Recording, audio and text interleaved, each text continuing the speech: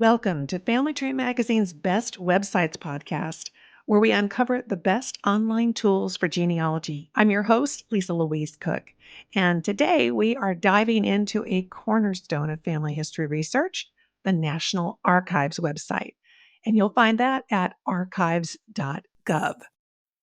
Now, this site is a treasure trove for anyone tracing their roots, and Family Tree Magazine ranks it among the best for good reason.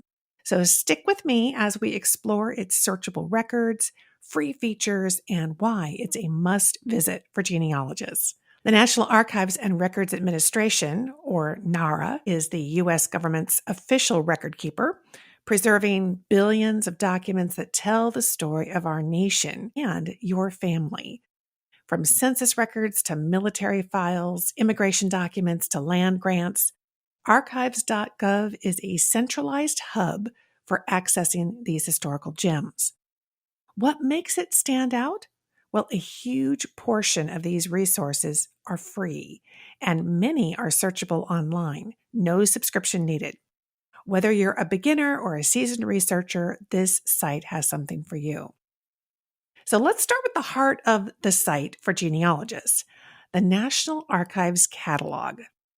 This keyword searchable database describes 95% of NARA's holdings, covering federal, congressional, and presidential records, plus military, immigration, and a lot more.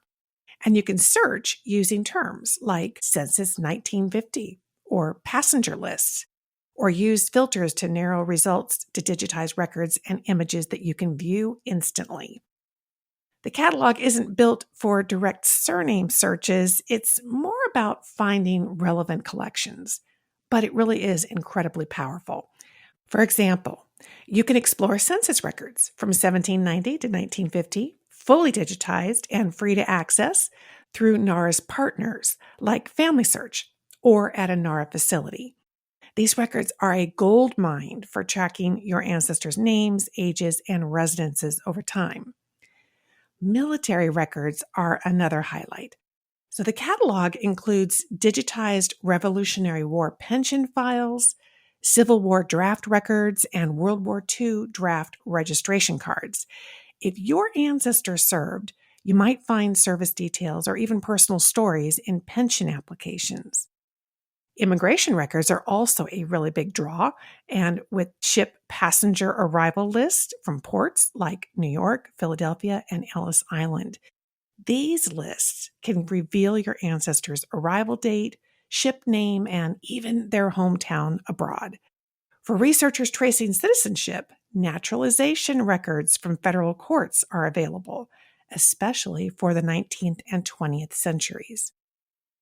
NARA's access to archival databases, it's known as AAD, is another free tool that's a game changer.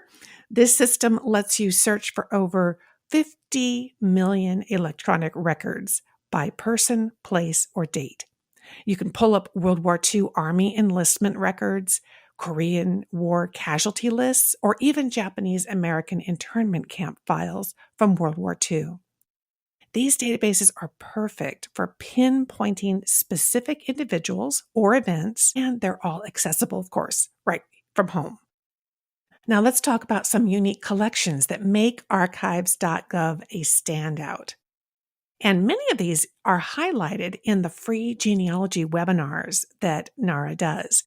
If you're researching African American ancestors, check out the Freedmen's Bureau records, which document post-Civil War assistance to freed enslaved people and refugees. These records include marriage registers, labor contracts, and school reports, offering rare glimpses into African American lives during Reconstruction. For Native American research, the Dawes rolls and tribal enrollment applications are critical, detailing individuals enrolled in the 5 civilized tribes between 1898 and 1914. Now, these are especially valuable for tracing Cherokee, Choctaw, or other tribal ancestry. Another fascinating collection is the Southern Claims Commission records, which include claims from some Union loyalists who sought compensation for property taken during the Civil War. These files often contain detailed family histories and proof of loyalty. If your ancestors were pioneers, don't miss the Homestead Act records from 1862 through 1900s, which document land grants to settlers in states like Nebraska or Oklahoma. These files can include your ancestors' applications, proof of land improvements, and even neighbor testimonies. For those with ancestors in the judicial system, the Fort Smith, Arkansas criminal case files cover over 50,000 cases from 1866 to 1900, involving everything from moonshining to murder. These records are a unique window into the Wild West. And to researchers of federal employees, the official personnel folders at the National Personnel Records Center can provide work histories for civilian government workers, often including birth dates and family details. Beyond records, archives.gov offers free features that make research easier and more engaging. The History Hub is a crowdsourcing platform where you can post questions like, where do I find my great-grandfather's World War I service record? And get answers from NARA staff, historians, or fellow genealogists. It's really like having a research team on speed dial.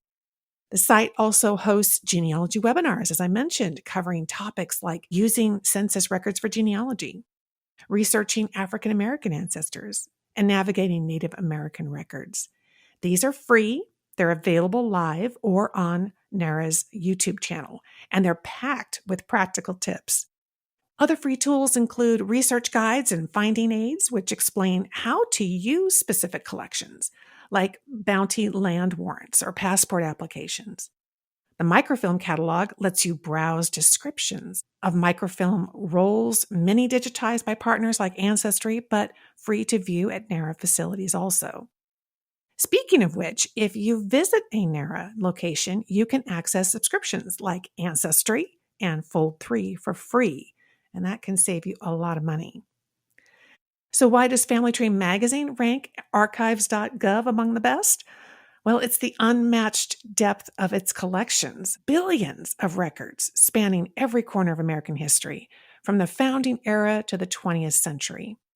The free tools like the catalog, AAD, and History Hub make it accessible to everyone, no matter what your budget is. And when you add in webinars, guides, and unique records like the Dawes Rolls or Freedmen's Bureau files, you've got a site that's really your gateway to uncovering family history. Before we wrap up, here are my top tips for getting started. Head to the Resources for Genealogists page at archives.gov. I'll have a link to that for you in the show notes for this episode. It's your launch pad for the catalog, webinars, and the guides. In the catalog, use broad keywords like military, immigration, or land records, and then filter for digitized images. Explore History Hub for community support and check the events calendar for upcoming webinars or virtual genealogy fairs. These fairs are held annually. They feature live Q&A sessions, and they cover topics like tracing immigrant ancestors or using military records.